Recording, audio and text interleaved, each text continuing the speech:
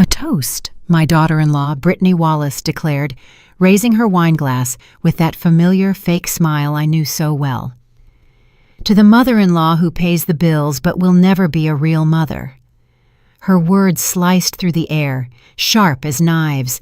The silence that followed was so thick you could cut it with scissors.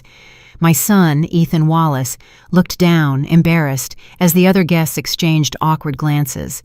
I remained perfectly still, my napkin folded neatly on my lap, watching Brittany sip her wine as if she'd just delivered the funniest joke in the world.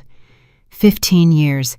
15 long years I had spent supporting this family, paying every bill, every whim, every emergency they could conjure. And there she was, humiliating me in front of everyone as if I were a stranger begging for a meal. I took a deep breath. Without a word, I pulled a golden key from my purse. I placed it gently in the center of the table, next to the paper I had prepared that very morning. The metal clinked against the wood, a sound that echoed with freedom. Ethan saw the key, read the note attached to it, and his face transformed from shame to pure terror. His cheeks went as pale as unlit candle wax. "Mom," he stammered, his voice cracking. "Tell me you didn't do that." But I was already on my feet. My black dress swayed softly as I walked towards the door, leaving behind 15 years of humiliation disguised as familial generosity. Every step I took resonated like a declaration of independence on the hardwood floor. It was the key to their house, the house I had bought, the house that was in my name. And the note I had left was simple, direct, no beating around the bush. "You have 30 days to vacate. The legal papers will arrive tomorrow." Rosalia. I remembered arriving at that house 2 decades ago. I was a 49-year-old widow, heartbroken, but with strong hands. My husband, Robert, had died in an accident, leaving me alone, but with a considerable inheritance and a thriving business. Ethan was barely 24 when he married Brittany, that sweet smiling girl who called me Mom and hugged me every time she needed money. At first, everything seemed natural.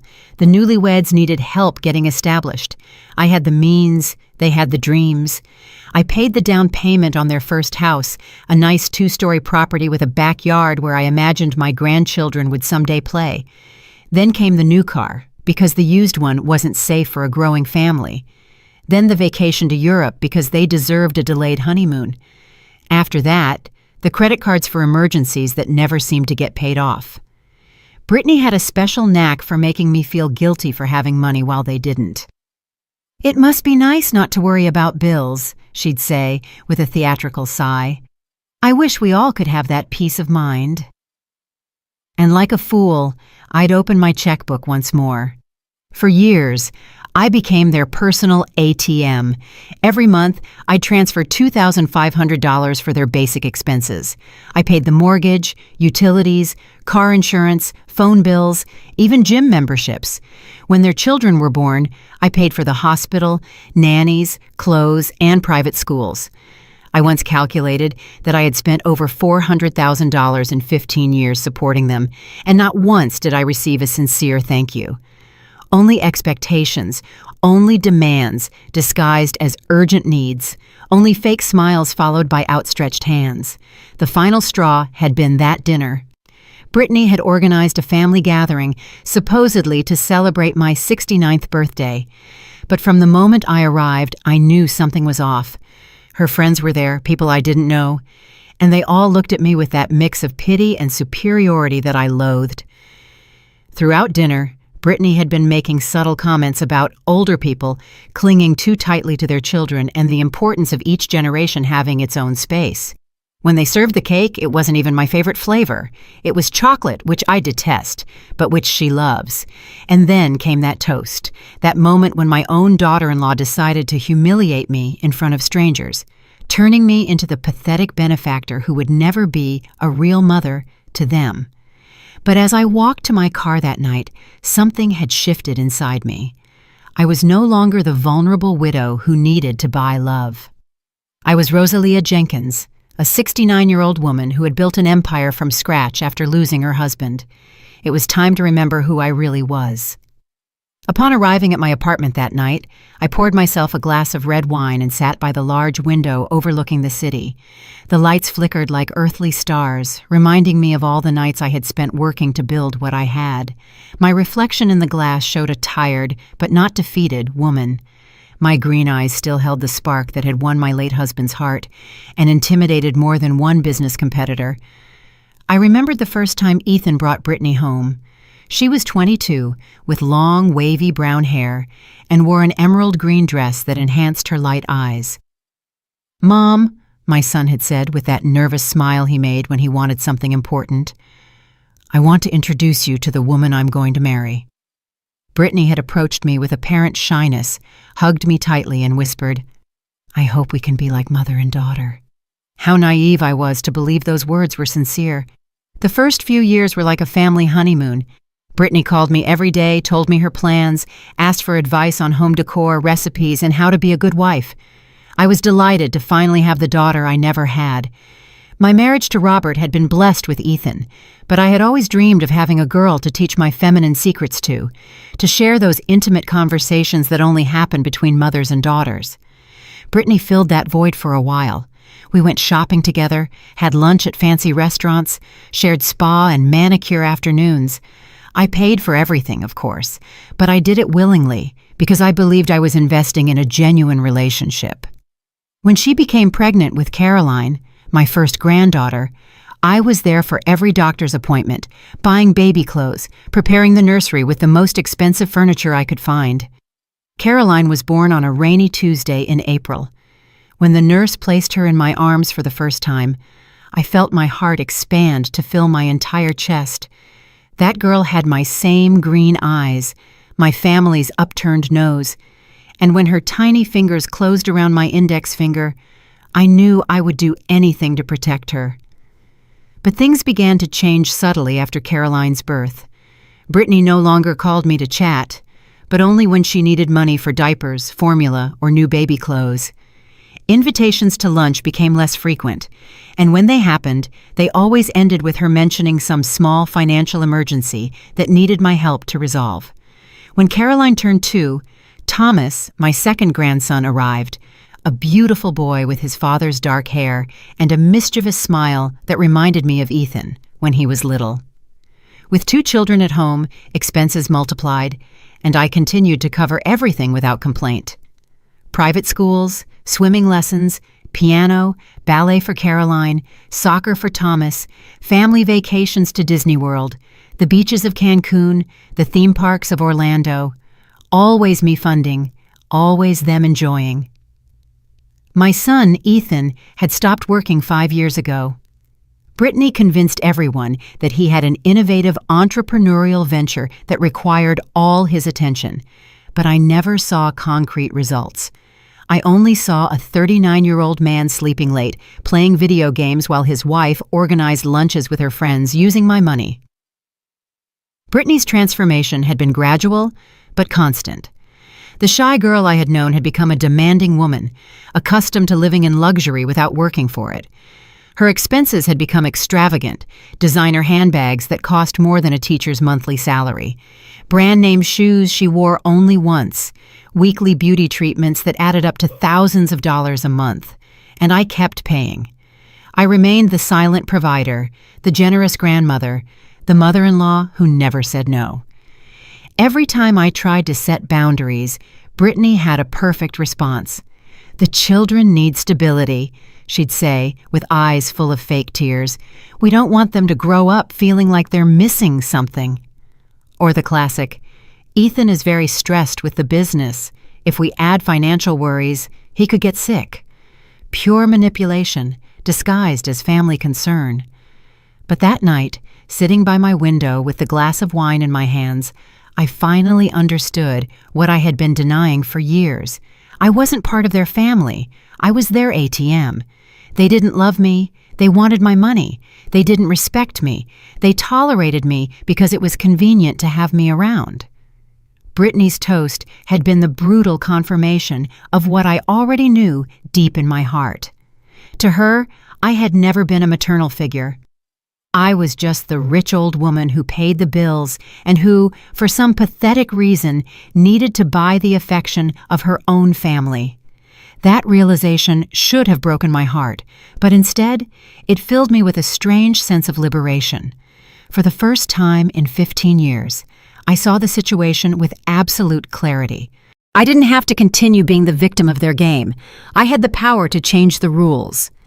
I got up and went to my desk, where I kept all my important documents. I pulled out the deeds to the house where Ethan and Brittany lived, the credit card statements I religiously paid every month, the receipts for the automatic bank transfers I had set up to cover their expenses. Everything was there, in black and white, evidence of 15 years of wasted generosity. But I also had something else. I had the legal power to stop it all. The house was in my name, the credit cards too. The bank accounts from which the money flowed to support them were exclusively mine. Technically, legally, they owned nothing. They had been living off my generosity, not their rights. And generosity, unlike legal obligations, can be withdrawn at any time. I picked up the phone and dialed my lawyer, Greg Stevens, a meticulous and discreet man who had handled my legal affairs for over a decade. "Greg," I said when he answered, even though it was almost 10 o'clock at night, "I need you to prepare all the eviction documents for the Maple Street property first thing in the morning, and I also want to cancel all authorizations for the use of my subsidiary credit cards."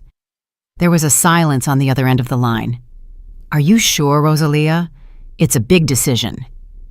"I've never been more sure of anything in my life," I replied, with a calmness that surprised even myself. At 6 o'clock the next morning, I was already dressed and ready to start the most important day in the last 15 years. I put on my pearl gray suit, the one that always made me feel powerful during business meetings, and swept my hair into an elegant bun. In the mirror, I saw the woman I had been before I became the complacent grandmother. Determined, relentless, master of her own destiny. My first call was to the bank. "Good morning. This is Rosalia Jenkins. I need to immediately cancel all scheduled automatic transfers from my main account." The employee asked me to confirm each transaction, $2,500 monthly for Ethan and Brittany's basic expenses. Canceled. $800 for Brittany's car payment. Canceled.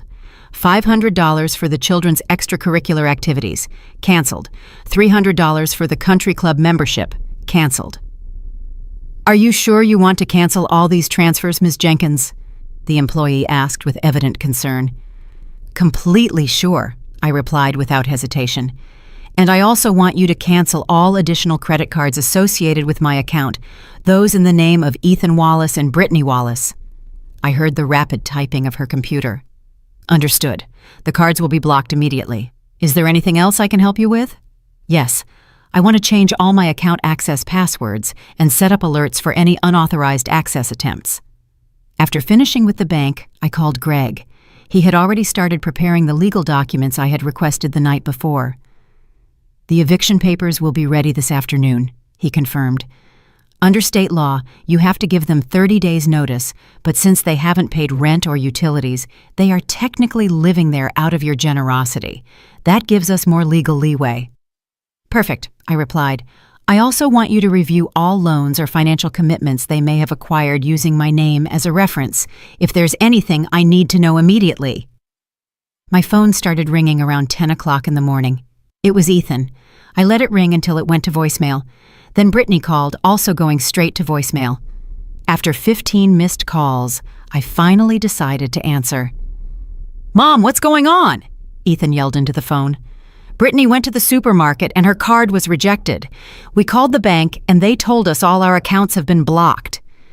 "Good morning, Ethan," I replied with a calm that dramatically contrasted with his hysteria. "I hope you slept well in my house." "Your house, Mom? This is our house. We've been living here for 15 years. "A house I bought, that's in my name, and for which you have never paid a single cent," I replied, unflustered. "The eviction documents will arrive this afternoon by messenger. You have 30 days to find somewhere else to live." A silence fell that lasted an eternity. I could hear my son's agitated breathing on the other end of the line. "Mom, please, can we talk? I know Brittany went too far last night, but that doesn't mean you have to do this." Went too far? I repeated, with a bitter laugh. Ethan, your wife humiliated me in front of strangers after I supported your family for 15 years. But that's not what bothers me the most. What bothers me is that you sat there letting it happen. What bothers me is that not once in all these years did you defend me from her derogatory comments. She didn't mean... Yes, she meant exactly what she said. I interrupted him. And you know it. Everyone knows it. For years, I've been treated like the rich, pathetic relative who needs to buy love because she's lonely. But you know what I discovered last night? I'd rather be alone than be surrounded by people who despise me. I hung up before he could respond. Immediately, it started ringing again, but I silenced it. At 2 o'clock in the afternoon, I decided to do something I hadn't done in years. I went alone to lunch at my favorite restaurant, that little French cafe downtown where they serve the best quiche Lorraine in the whole state. I asked for a table by the window. I opened a book I had been waiting to read for months and enjoyed a quiet meal, without having to listen to complaints about money, without having to feign interest in Brittany's manufactured dramas, without having to pretend that her children respected me when they had clearly learned from their parents to see me only as a source of funding. The waiter, a young man named Alex, who had served me for years, approached with curiosity. "Miss Jenkins, I haven't seen you here in a while. How have you been?"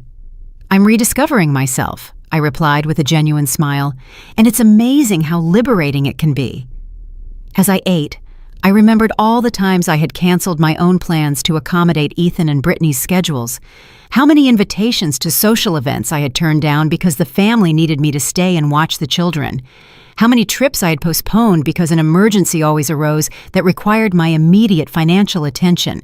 For example, 3 years ago, I had the opportunity to join a Mediterranean cruise with a group of business friends.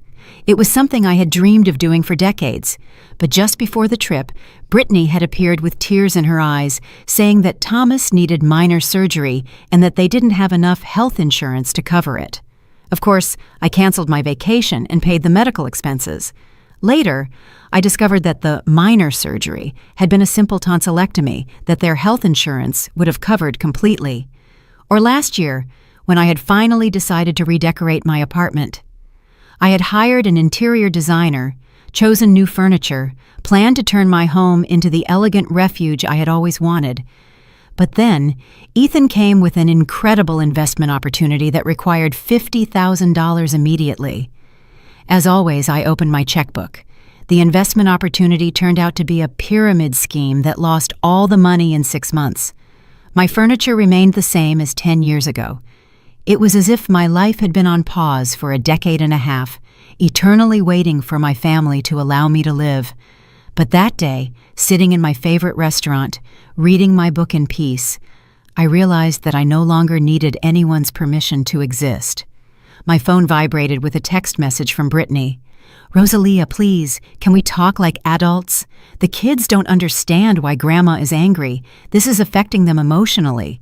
Typical of her, using Carolyn and Thomas as emotional shields, making everything about the children when it was really about her parasitic lifestyle. I replied, "The children can visit me whenever they want. You and Ethan have 30 days to move out. It's non-negotiable." Her reply came immediately. "You are a bitter and cruel woman. Ethan was right about you." I read the message and, for the first time in years, burst out laughing in public. People at nearby tables looked at me with curiosity, but I didn't care. There was something deeply liberating about them, finally showing their true colors without disguise or pretense. Ethan was right about me, I murmured to myself. That meant they had been talking about me behind my back for years, probably laughing at how easy it was to manipulate me, how desperate I was to feel needed. But I was no longer that woman. The woman who was getting up from that cafe table was someone completely different. That afternoon, when I returned to my apartment, I found Ethan waiting for me in the building lobby. He was sitting on one of the leather armchairs in the lobby with his hands between his legs and his head bowed like a punished child. When he saw me enter, he stood up immediately, and for the first time in years, I saw something in his eyes that I hadn't seen since he was a teenager, genuine fear. "Mom, please," he began to say as I walked towards the elevators. "We have to talk. This is getting out of control." You're right, I replied without stopping. It got out of control many years ago when you repeatedly allowed your wife to disrespect me while I financed your lifestyle. He followed me to the elevator. I can explain everything. Brittany is stressed. The kids have been difficult. And last night she simply showed me what she really thinks of me. I interrupted him as I pressed the button for the 10th floor. And the saddest part, Ethan, is that you let her do it. Your own son stood by silently while his wife humiliated his mother. The elevator doors opened on my floor, and he followed me down the hall to my door. Mom, please let me in. We can resolve this as a family. I stopped with the key in my hand and turned to look at him. It was strange to see my 39-year-old son pleading like a child. For all these years, I had been so focused on supporting him financially that I had forgotten to teach him to be a responsible man. Family. I repeated the word, as if it were the first time I had heard it. Ethan, when was the last time you came to visit me without needing money? When was the last time you called me just to ask how I was? When was the last time you defended me when Brittany made one of her venomous comments? He opened his mouth to reply, but no sound came out. I could see in his expression that he was desperately searching his memory for an example that contradicted what I had said, but he couldn't find one. Exactly, I continued. You can't remember a single time because it's never happened. To you, I'm not family. I'm an ATM with feelings. And last night, Brittany made it very clear that you don't even respect those feelings. I opened my apartment door and turned to him one last time. The legal documents will arrive this afternoon. Read them carefully. You have exactly 30 days to find another place to live. After that, I'll call the police if necessary. And what if we don't leave? He asked, with a mix of defiance and desperation in his voice. Then you'll discover what it really means to have a mother who doesn't tolerate disrespect, I replied before closing the door. I poured myself a glass of white wine and sat in my favorite armchair from where I could see the entire city spread out before me. My phone kept ringing, but I had put it on silent. Every time it vibrated, I knew it was another desperate attempt by Ethan and Brittany to make me change my mind. Around 6 o'clock in the evening, my doorman called me to inform me that a messenger had arrived with important documents. Leave them at the concierge desk, I told him. I'll pick them up tomorrow. It was strange to feel such absolute tranquility, while knowing that downstairs my son was probably receiving the eviction papers that would change his life forever.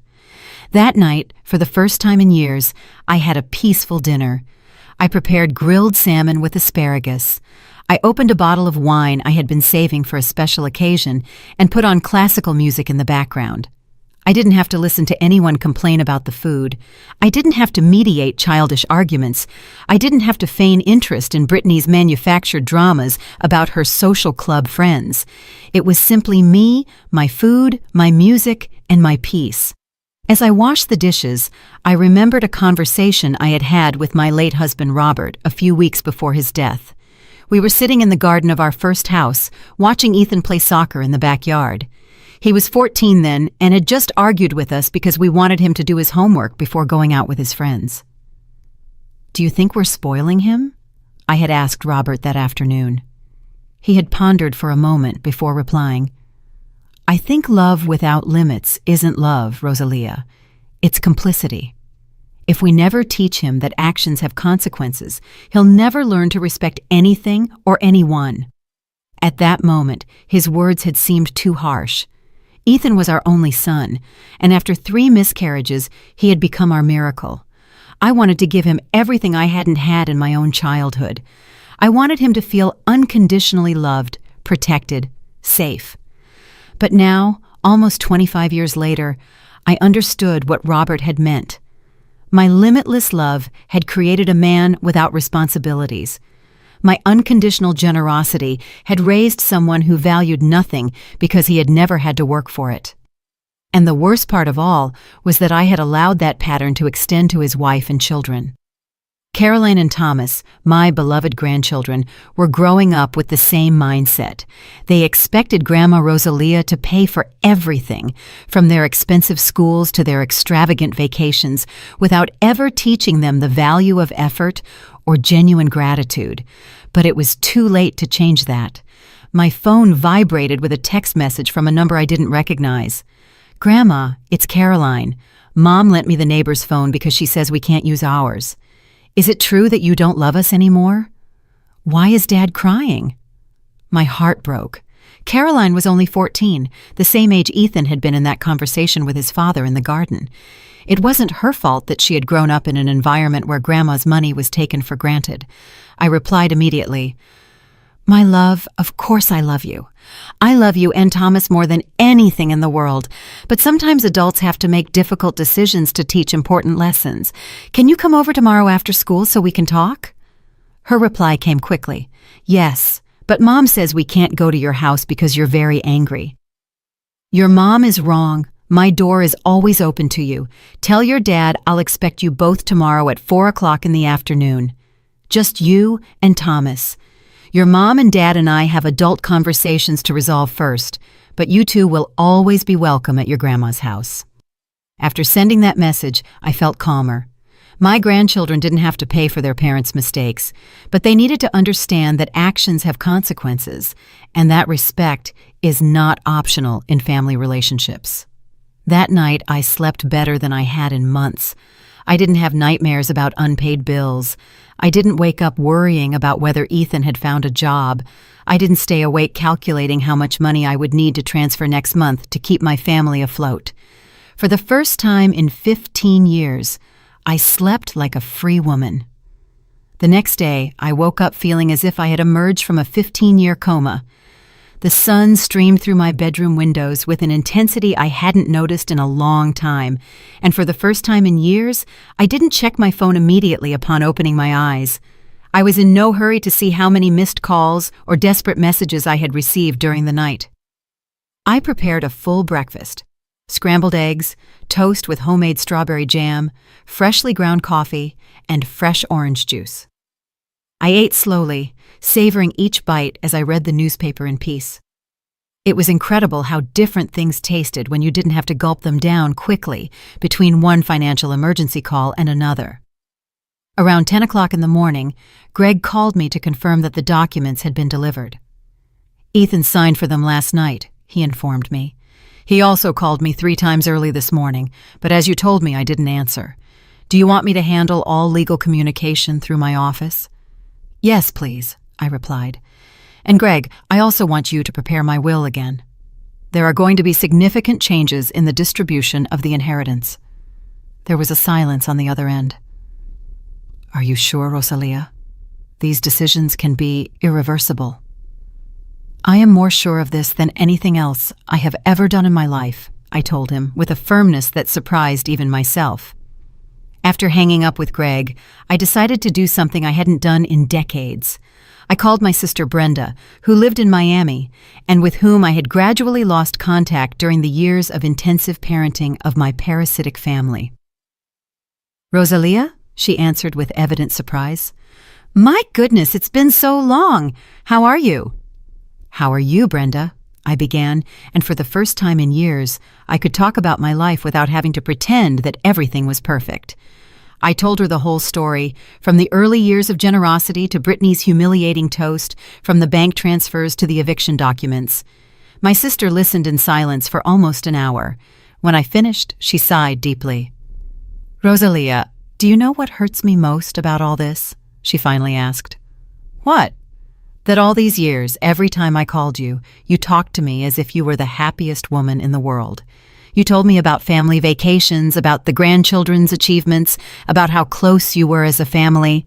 I even envied you because I thought you had the perfect family, while I, here, single and childless, felt incomplete." Her words hit me like a slap of reality. "I guess I had convinced myself that it was true," I admitted. It was easier to believe I was buying genuine love than to accept that I was being used. "Sister, what you've done isn't cruelty, it's survival, and it was about time." After talking to Brenda, I felt validated in a way I hadn't experienced in years.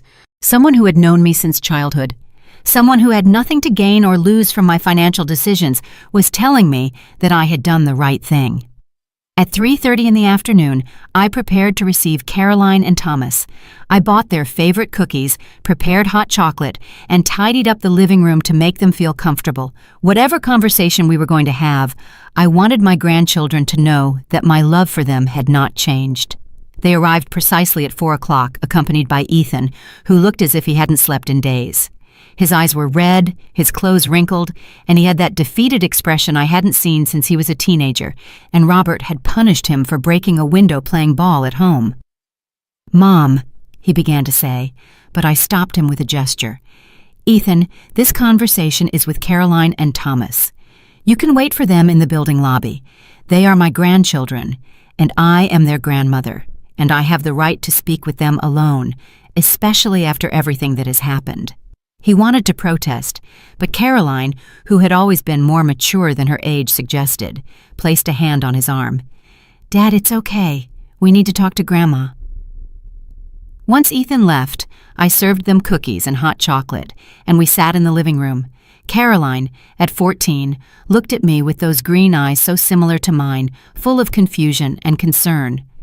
Thomas, 11, seemed more interested in the cookies, but I could tell from his body language that he was also nervous. "Grandma," Caroline began, "is it true that you're taking away our house? Mom has been crying all day, and Dad hasn't left his room." I took a moment to choose the right words. These children deserved honesty, but they also deserved the information to be presented in a way they could understand. "Caroline, Thomas, do you know where the money comes from that pays for your house, your school, your vacations, your clothes?" Thomas shrugged. "From Mom and Dad, I guess." "No, my love, it comes from me. For 15 years, I have paid for everything in your house. The house is in my name. The bills are paid by me. Even the food you eat every day is bought by me with my money." Caroline looked at me with wide eyes. "Seriously? Dad doesn't work?" "Your dad says he has a business, but that business has never produced enough money to support the family. And your mom doesn't work either." "But then why do they always say they don't have money for things we want?" Thomas asked with genuine confusion. "Because it's easier to say there's no money than to explain that the money isn't theirs. It's mine." Caroline, who had always been the more intuitive of the two, began to connect the dots. "That's why whenever we want something expensive, Mom says, 'Ask Grandma,' or 'See if Grandma can help us.'" "Exactly. But Grandma," Caroline continued, "if you pay for everything, why does Mom always talk as if we're asking you for favors?" That question broke my heart because it showed that my 14-year-old granddaughter had already begun to notice the toxic dynamics in her home. "Because your mom doesn't want you to know the truth. It's easier for you to think that I'm the generous grandma who helps out once in a while, instead of admitting that you live completely off my money." Thomas stopped chewing his cookie. "Does that mean we're poor?" "It means that your parents have chosen not to work because they know I'm going to pay for everything, but that situation ended last night." "What happened last night?" Caroline asked. I explained in age-appropriate words what had happened during dinner. I told them about Brittany's toast, how I had felt humiliated after years of supporting them, and about my decision to finally set boundaries. "So, we have to move?" Thomas asked in a small voice. "Your parents have to find a way to support themselves, and you." "Yes, but that doesn't mean you're going to disappear from my life. You are my grandchildren, and I love you more than anything in the world." "But you're not going to help us with money anymore?" Caroline asked. "I'm going to help you in different ways. I'm going to make sure you have what you really need, but I'm no longer going to pay for the luxurious lifestyle your parents have become accustomed to. And I'm going to do something more important. I'm going to teach you the value of work and respect." Caroline nodded slowly. "I think I understand. Mom says mean things about you sometimes, and I've always felt uncomfortable, but never knew why." "What kind of things does she say?" "She says you're controlling, that you use your money to manipulate us, that you like us to depend on you because you don't have a life of your own." The pain of hearing those words from my granddaughter's mouth was indescribable, but it was also liberating. I finally had confirmation of what I had suspected for years. "Caroline Thomas," I said after processing what my granddaughter had just revealed, "I want you to understand something very important. What I am doing is not to hurt you. It's to teach you something your parents have never shown you. That respect is not negotiable, and that true love cannot be bought." Thomas, who had been playing with his cookie crumbs, looked at me with those dark eyes so similar to Ethan's when he was a child.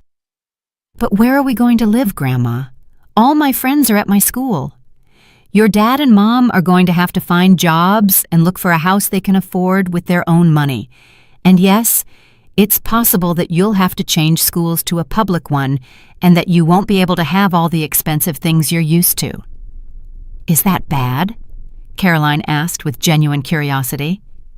"No, my love. Millions of children go to public schools and are happy. Millions of families live on tight budgets and learn to value what they have. What's bad is growing up thinking that money appears magically without understanding that someone has to work very hard to earn it." Caroline reflected for a moment. "I guess I'd never thought about that. Whenever I want something, I just ask Mom. And if she says there's no money, we ask you. And how do you think that makes me feel?" Thomas frowned. "Like an ATM." My 11-year-old grandson's honesty surprised me. "Exactly, like an ATM, Thomas." "That must be horrible," Caroline murmured. "I hate it when my friends only seek me out when they need to borrow money for lunch." Now imagine that happening for 15 years, and that instead of school friends, it was your own family. The two children remained silent, processing what I had just told them. I could see in their expressions that they were understanding the situation from a completely new perspective. "Grandma," Caroline finally said, "can I ask you something? Did you work to earn all that money?" "I worked very hard, Caroline. After your Grandpa Robert died, I had to keep the construction business we had built together going. I worked 12 hours a day, 6 days a week. I got up at 5 in the morning to review projects before the workers arrived and went to bed after midnight doing the accounting." "And Dad helped you?" "Your dad was 18 when your grandpa died. I offered him to come work with me so he could learn the business and someday inherit it, but he preferred to go out with his friends and party." Thomas looked at me with curiosity. "Dad never worked with you?" I tried to teach him several times, but every time I gave him responsibilities, he found excuses not to fulfill them. He said construction work was too hard, that he had other plans, that he would find his own way. "And did he find it?" Caroline asked, with a maturity that broke my heart. "What do you think, my love? After 15 years of marriage, have you ever seen your dad bring money home?" Caroline slowly shook her head. "Never. Whenever we need something, Mom says, 'Let's ask Grandma,' or 'See if Grandma can help us.' But that doesn't mean your dad can't work. It means he has chosen not to because he knows I will always be there to solve the financial problems." "And Mom?" Thomas asked. "Your mom is an intelligent and capable woman. She speaks 3 languages. She has a business administration degree, and before marrying your dad, she worked at a marketing company. But since they got married, she decided it was easier to live off my money than to use her own skills." The children exchanged glances that contained a deeper understanding than they should have at their age. It was sad that they had to learn these truths this way, but it was also necessary. "Grandma," Caroline said after a long silence, "we've been unfair to you too." Her question surprised me with its honesty and maturity. "You are children, Caroline. It's not your responsibility to understand adult financial dynamics, but you can learn from this situation. What can we learn?" "You can learn that everything in life has a cost, and someone always has to pay that cost. You can learn that money doesn't appear magically, but requires work and effort. And you can learn that respect is the foundation of any relationship, even among family." Thomas raised his hand as if in class. "I want to learn to work. I can help you at your company, Grandma." His offer deeply touched me. "You're too young to work in construction, Thomas, but you can start with simple things.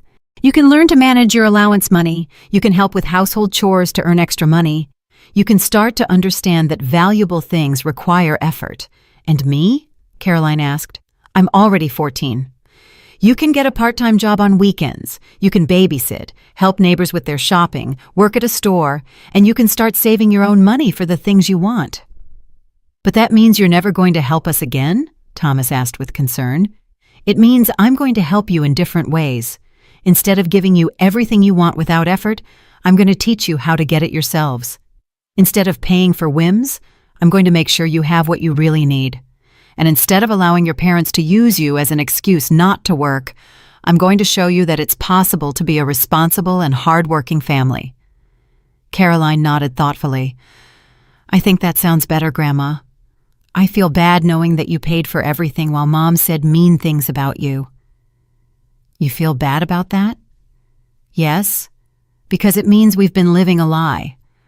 Mom always told us we were a prosperous family, that Dad had a successful business, that we were lucky, but in reality, it was all your money.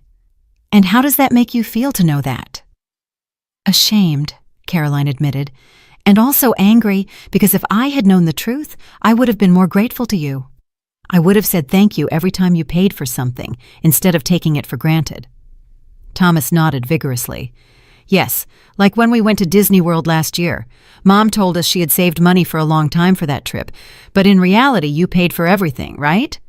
I paid for the flight, the hotel, the park tickets, the food, the souvenirs, everything. It was $8,000 in total.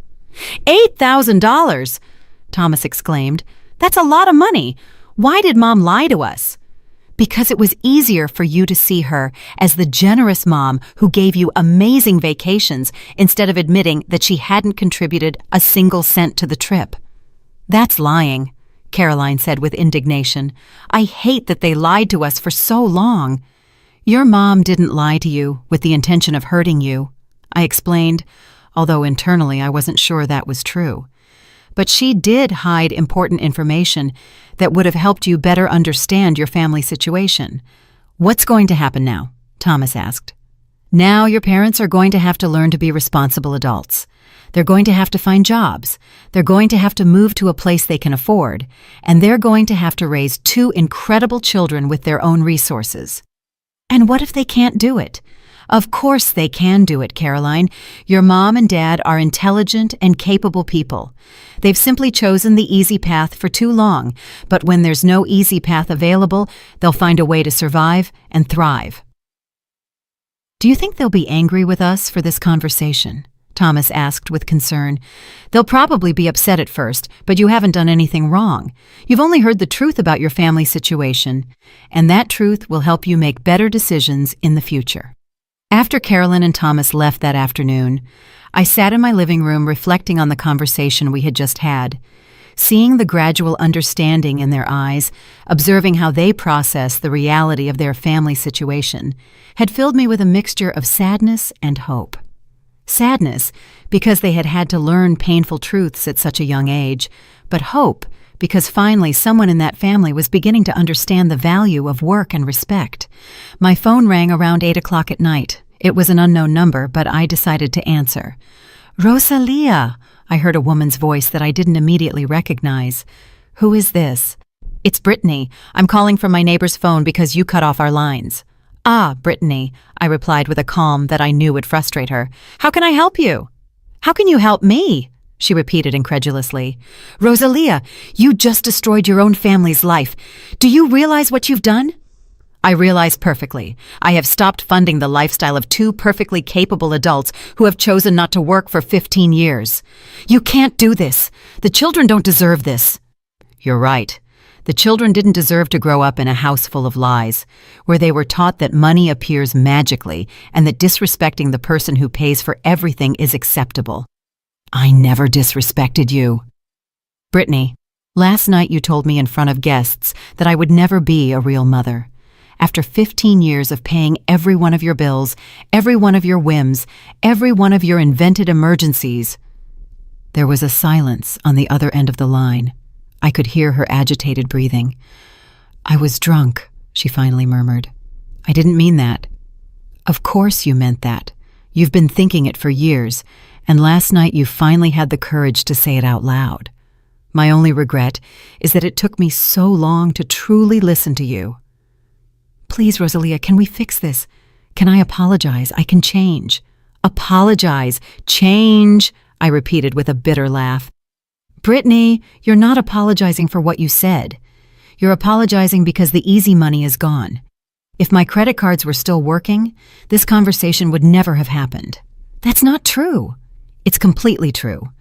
Tell me, Brittany, when was the last time you called me just to ask how I was? When was the last time you invited me to lunch without having some financial emergency to discuss? Another long silence. That's what I thought, I continued. To you, I've never been family. I've been an ATM with feelings. And last night, you made it very clear that you don't even respect those feelings. The children need you, she said in a broken voice. The children are going to have me, but they're no longer going to have the grandmother who pays for everything without receiving respect in return. They're going to have the grandmother who loves them enough to teach them real values. And what are we supposed to do? Ethan hasn't worked in years. I don't have recent work experience. Brittany, you are 37 years old, have a university degree, and speak 3 languages. Ethan is 39, is perfectly healthy, and grew up in a family of builders. You're not going to do anything that millions of people don't do every day. Work to support yourselves. But we can't maintain this lifestyle with normal jobs. Exactly. You're going to have to learn to live within your real means, like everyone else. This is cruel, Rosalia. You're punishing the whole family for something I said when I was drunk. I'm not punishing anyone. I'm stopping being complicit in an unsustainable situation. For 15 years, I've allowed you to live beyond your means using my money. And for 15 years, you've shown less and less respect towards me. That's not true. No, Brittany. Do you know how much money I've spent on your family in the last 15 years? No, I don't know exactly. $422,000.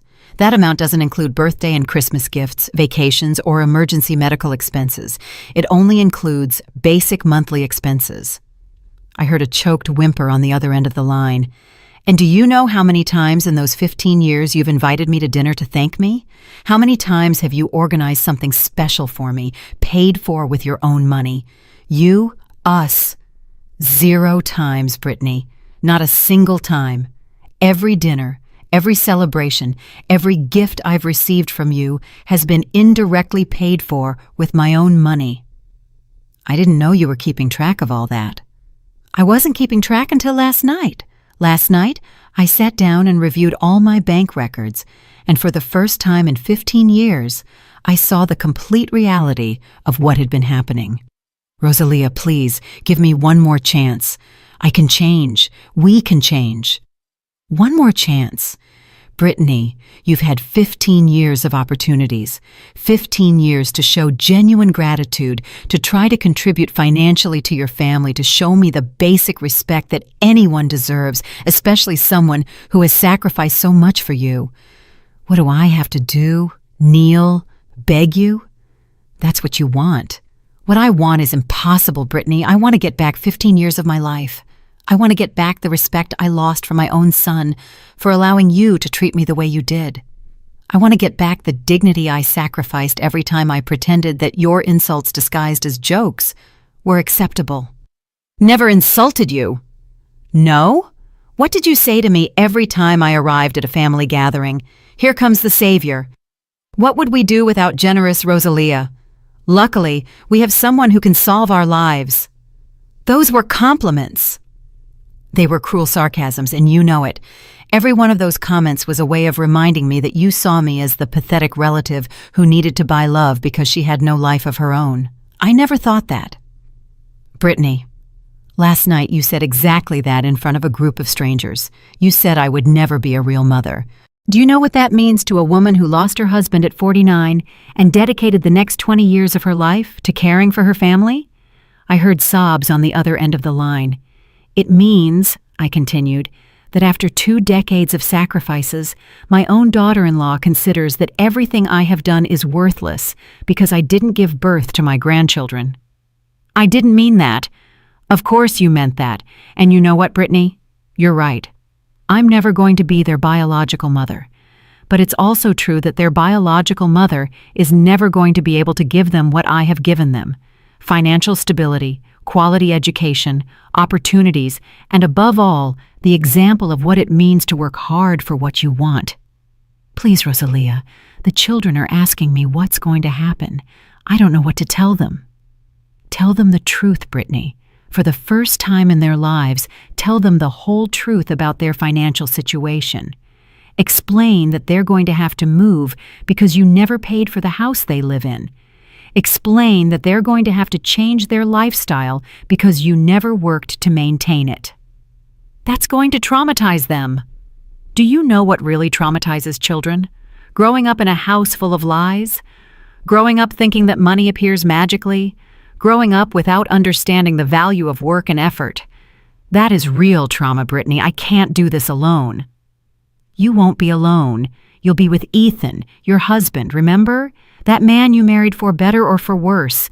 It's time for you to discover what for worse really means. After hanging up with Brittany, I poured myself a glass of wine and sat on my terrace contemplating the city that spread out before me. The lights began to come on as the sun set, and for the first time in years, that view didn't remind me of the responsibilities I had to carry the next day. There were no other people's bills waiting for me. No invented emergencies to solve, no desperate calls to answer. It was simply beautiful. My phone vibrated with a message from Caroline. "Grandma, I talked to Thomas, and we want you to know that we understand what happened. We also want to ask if we can visit you on Saturday. Alone without Mom and Dad. We want to get to know the real Grandma, not just the one who paid for everything." Her words touched me so much that my eyes filled with tears. After all the toxicity of the last few days, reading those lines reminded me why what I was doing was worth it. I replied immediately, "Of course, my loves. I'll expect you on Saturday at 10 o'clock in the morning. We'll have breakfast together, and then I'll tell you stories about your Grandpa Robert that you've never heard." That night, I slept deeply for the second consecutive time, something that hadn't happened to me in years. On Friday morning, Greg called me with interesting news. "Rosalia, Ethan came to my office yesterday afternoon. He wants to negotiate the terms of the eviction." "Oh? And what does he propose?" "He's willing to get a job if you give them 6 more months in the house and temporarily reinstate the credit cards." I burst out laughing. "Greg, do you realize what just happened? My 39-year-old son is negotiating getting a job as if he's doing us a favor." "Yes, I realize the irony. What do you want me to tell him?" "Tell him the offer is interesting, but he needs to prove he's serious before I consider any kind of extension." "What kind of proof?" "That he has a confirmed job and has received his first paycheck before the 30 days of eviction are up. If by day 29 he has a real job and can show me a pay stub, I'll consider giving them 30 additional days to get organized, but the credit cards remain canceled indefinitely." "Perfect. I also have other news.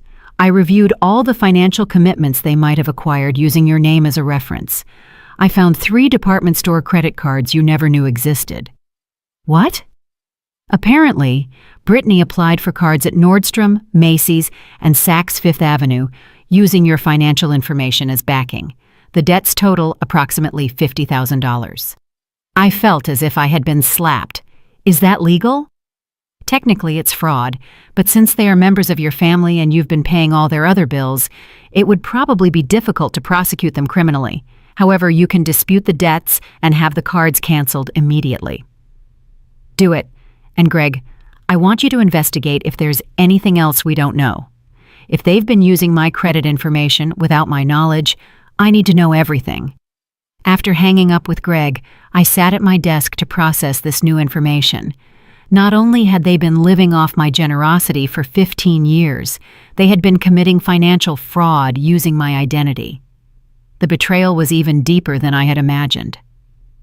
That afternoon, I decided to do something I hadn't done in decades. I called my old friend Isabel Miller, a woman I had known in college and with whom I had lost contact when I became immersed in the intensive parenting of my parasitic family. "Rosalia?" she answered with evident surprise. "My goodness, how many years has it been? 10? 15? Too many years, Isabel. I've been living in a bubble, and I finally woke up." I told her the whole story, including the most recent discovery about the credit fraud. Isabel listened in silence, occasionally murmuring expressions of disbelief. "Rosalia," she said when I finished, "do you realize that what you've just described to me isn't a dysfunctional family? It's full-blown financial abuse." "Financial abuse?" "Yes. When someone manipulates you emotionally to access your economic resources, when they use your generosity as a tool of control, when they commit fraud using your identity, that's not family love, it's abuse." Her words impacted me because they gave a name to something I had been feeling but hadn't been able to articulate. For 15 years, I hadn't been the generous matriarch of a close-knit family. I had been a victim of systematic financial abuse. "And do you know what's most insidious about financial abuse?" Isabel continued. "That the victim always feels guilty for defending themselves. They make you believe you're selfish for wanting boundaries, that you're cruel for protecting your resources, that you're a bad person for not allowing yourself to be exploited indefinitely." "Is exactly how I felt all week," I admitted. "Sometimes I wonder if I'm being too hard on them." "Rosalia, listen to me closely. A mother who supports her adult son for a year while he looks for a job is being generous. A mother who supports her adult son for 5 years while he finds his way is being complacent. A mother who supports her adult son for 15 years while he lives in luxury without working is being abused." Her words were like a flash of clarity. Finally, someone had put into perspective what had really been happening all these years. "Isabel, can I ask you something?" "Of course." "During all these years that we lost contact, did you ever wonder why I had disappeared from your life?" "Honestly, yes. I used to wonder what had happened to you.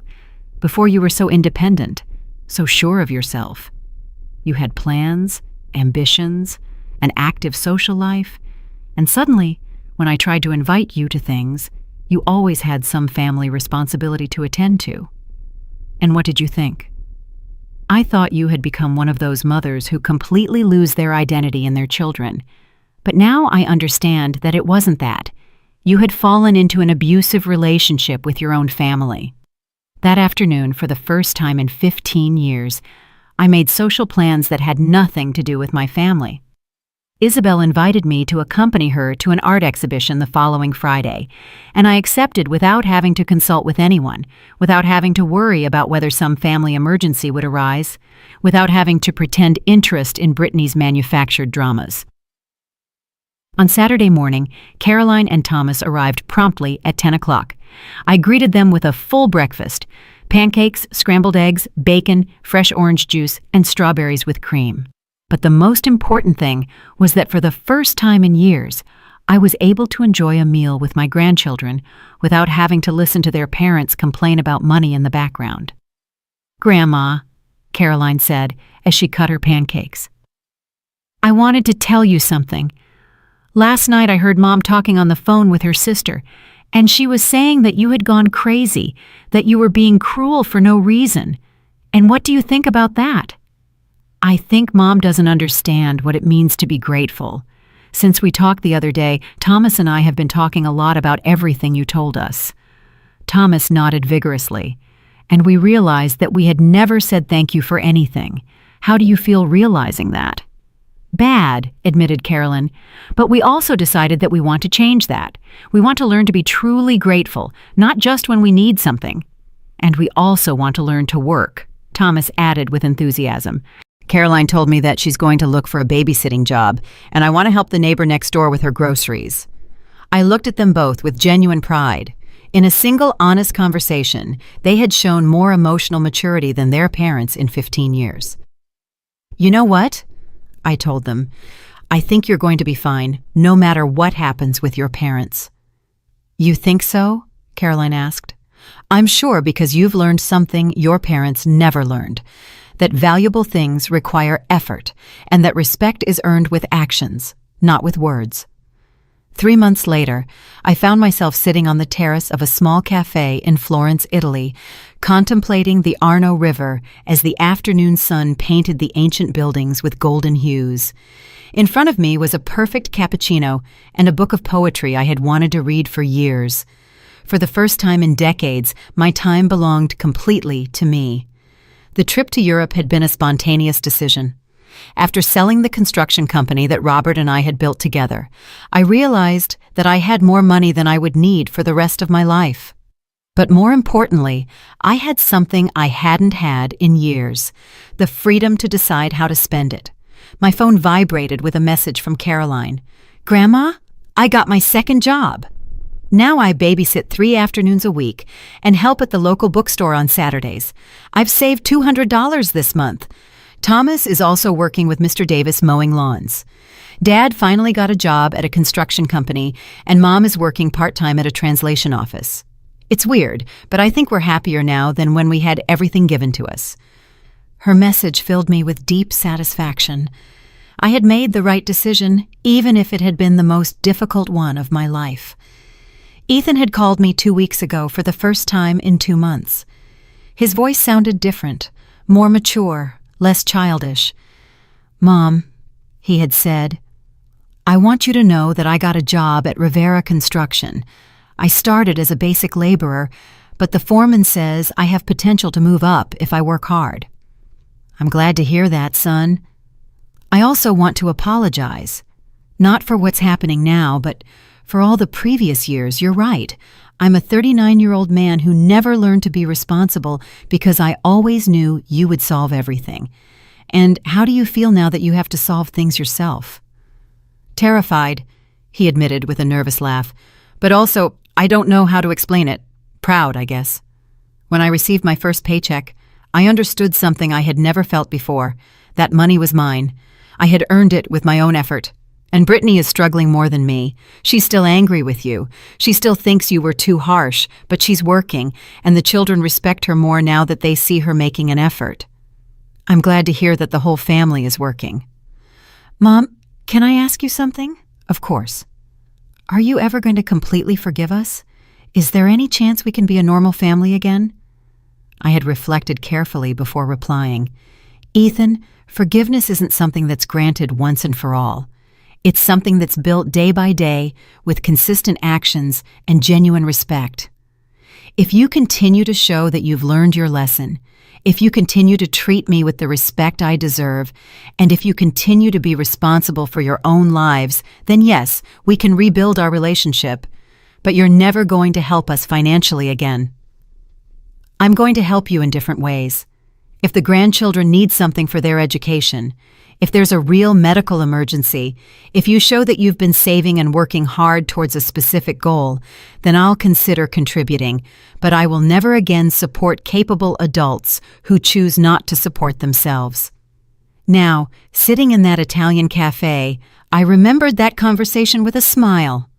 90 days had passed since I cut off all funding, and my family had not only survived, but was thriving in ways that never would have been possible while they lived off my money. Greg had sent me a report the previous week. Ethan had already received 3 raises in 2 months for his work ethic. Brittany had been promoted to coordinator at the translation office. The children were adapting well to their new public school, where Caroline had been elected class representative, and Thomas had joined the soccer team. More importantly, they had learned to live within a budget. They had sold Brittany's luxury car and bought a used but reliable one. They had moved into a 2-bedroom apartment that, although smaller than my house, was cozy and paid for with their own money. They had learned to cook at home instead of eating at expensive restaurants, and had discovered that some of the best family experiences didn't require money. Walks in the park, game nights at home, homemade meals prepared together. Caroline had told me in one of our weekly calls, "Grandma, it's strange, but I think I understand better now what it means to be a family. Before, when we had everything we wanted, we never appreciated anything. Now, when we buy something special, like pizza on Friday night, it feels like a real celebration." That transformation confirmed that I had made the right decision. My grandchildren were learning values that would stay with them throughout their lives. The value of work, the satisfaction of their own effort, the importance of gratitude, and the difference between wants and needs. As for me, these 3 months had been revealing in ways I never expected. I had rediscovered who I was when I wasn't defined by my financial utility to others. I had reconnected with old friends, explored hobbies I had abandoned decades ago, and traveled to places I had dreamed of visiting. But more importantly, I had regained my dignity.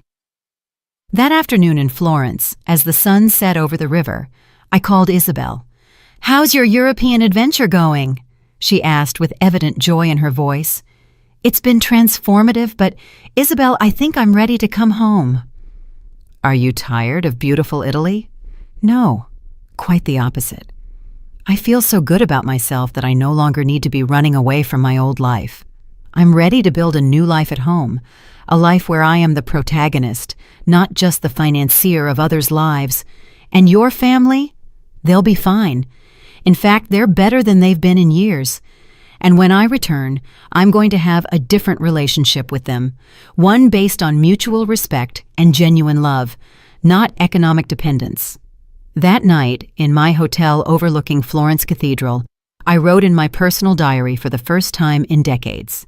Today, I turned 70 in the most beautiful city in the world. But the most beautiful things aren't the works of art I've seen or the breathtaking landscapes. The most beautiful thing is the feeling of having regained my life. For 15 years, I became a shadow of who I had been, living solely to be useful to others who didn't value me. I believed I was being a good mother and grandmother, but in reality, I was being a bad life teacher. Now my grandchildren call me to tell me about their work achievements, not to ask me for money. My son speaks to me with respect because he has learned that respect is earned. My daughter-in-law is beginning to understand that true motherhood isn't about getting others to pay for your children, but about teaching them to be responsible people. And for the first time in decades, I am free. It's not revenge I've found. It's liberation. It's not cruelty I practiced. It's tough love, the kind of love that sometimes requires saying no to teach important lessons. Tomorrow I return home, but I don't return as the same woman who left 3 months ago. I return as Rosalia Jenkins, successful businesswoman, independent woman, loving but firm grandmother, and above all, a person who no longer needs to buy anyone's love, because I have learned the most important lesson of all. The love you have to buy isn't worth what it costs. I closed the diary and looked out my hotel window one last time. Tomorrow, the journey back would begin, but I was no longer the same woman who had fled a humiliating dinner 3 months ago. I had found something more valuable than all the money I had spent in 15 years of misguided generosity. I had found my dignity, and this time, no one was going to take it from me. Did you like my story, and which city are you listening from? Let's meet in the comments. If you like the story, you can support me by sending a super thanks so I can keep bringing more stories like this. Thank you so much for your sweet support. I'm looking forward to your comments on the story. On the screen, you can see 2 new life stories that I highly recommend. There's so much more on my channel. Don't forget to subscribe. See you in the next life story with love and respect.